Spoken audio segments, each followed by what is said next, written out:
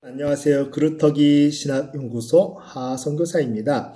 자, 오늘은 안식, 요수아, 아브라함, 요수아 헤셀, 그 안식에 대한, 챕터 제1장, 시간 속의 궁전, 시간 속의 궁전이라는, 1장 챕터를 제가 요약하면서 여러분에게 떠먹여 드릴 수 있는 간단하고 짧은 시간이 되었으면 좋겠습니다.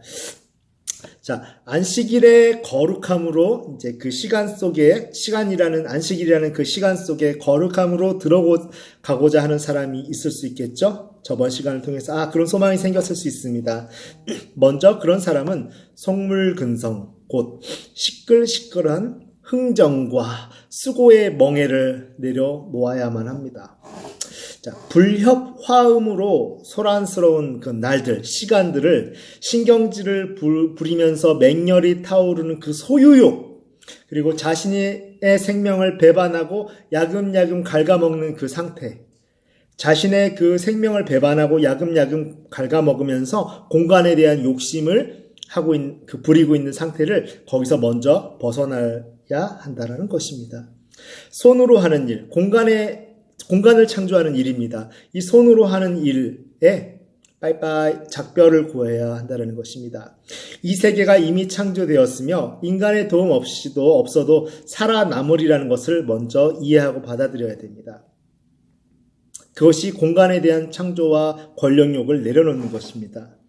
안식일이라는 이 시간적 개념은요, 실조는 생명을 위해서 있는 날입니다.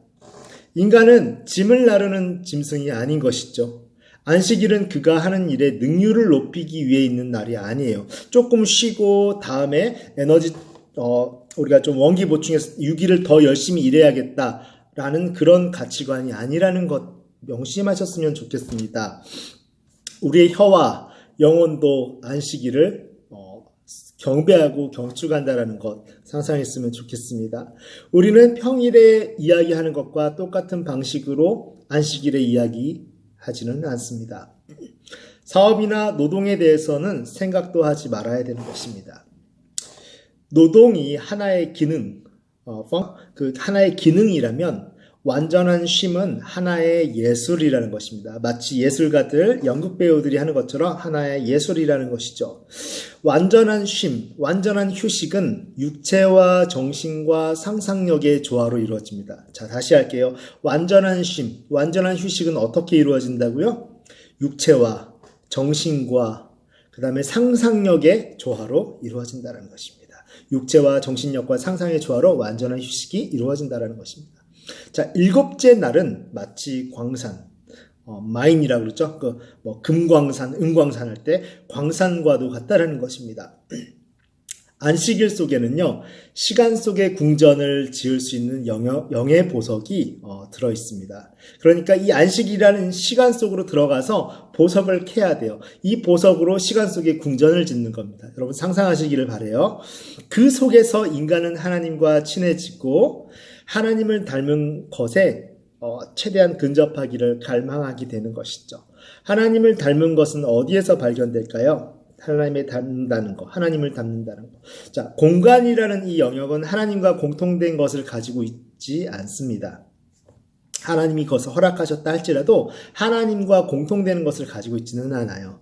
산 꼭대기에는 자유가 충분하지 못하고요. 고요한 바다 속에는 영광이 충분하지 못합니다. 이것이 바로 공간인 것이죠. 하나님을 닮은 것은 반드시 어디서 찾을 수 있을까요? 시간 안으로. 그 시간이라는 그 광산 안으로 들어가야 하나님을 닮은 것을 찾을 수 있다는 겁니다. 시간은 마치 변장한 영혼입니다. 원래 영혼인데 영혼이 변장하고 있는 모습이 바로 시간이라는 개념인 것입니다. 자, 안식일을 준수한다라는 것은 하나님께서 7째 날을 거룩하게 하셨다라는 사실을 부연 설명하게 하는 행위입니다. 율법이 존재하는 것은 길을 깨끗하게 하기 위함인 것이죠. 그런데 영혼이 존재한다라는 것은 영을 감지하기 위한 것입니다. 랍비들은 안식일을 영화롭게 하고 엄격한 준수를 강조하기는 했어요. 그럼에도 불구하고 율법을 신격화하지는 않았어요, 랍비들은. 고대의 랍비들은 지나친 경건, 그 지나친 경건이 안식일 계명의 본질을 구현하고 재현하는데 지장을 줄 수 있다는 것을 단박에 알고 있었습니다. 조금이라도 생명이 위태로울 때는 모든 금지 계명을 무시해도 좋다. 시간을 사수하라. 시간 속에 있는 거룩함을 사수하는 모든 행위를 하라는 것입니다. 부단한 금욕 생활도 안식일의 정신을 심하게 꺾을 수 있지만 경거망동은 안식일의 정신을 아예 말살하고 만다라는 것입니다. 안식일은 기분 전환이나 쓸데없는 짓을 하는 날이 아니라는 겁니다. 갈갈이 찢어진 삶을 우리가 수선하는 날이에요. 마치 군인들이 안식일에 군화도 닦고 재정비하는 것처럼 그런 날이라는 것입니다. 시간을 집중하는 날이라는 것이죠. 존엄성을 상징하는 날입니다.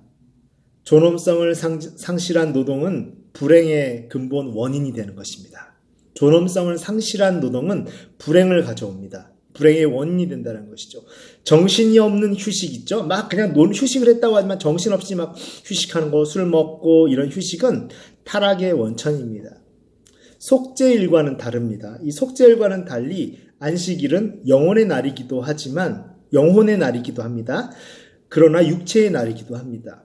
인간의 모든 지체와 모든 기능이 안식일의 복락을 나누어 가져야 됩니다. 전인적인 것이죠.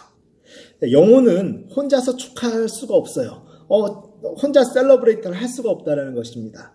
영혼은 혼자서 축하하지 못합니다. 육체가 초대가 돼야 돼요.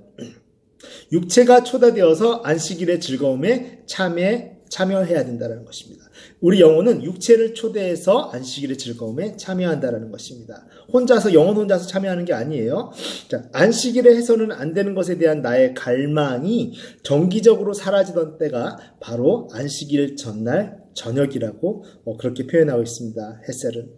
고통스러운 욕구가 안식일이 다가올 때마다 정기적으로 사라진다는 것이죠. 네, 여러분, 이렇게 간단하게 최대한 여러분에게 떠먹여드리고 이 책을 나누려고 하는데요. 너무 좋은 우리 영성에 대한 좋은 책입니다. 제 2장은 문명을 넘어서라는 주제로 제 2장을 여러분께 함께 또 찾아뵙도록 하겠습니다. 여러분 사랑하고 축복합니다.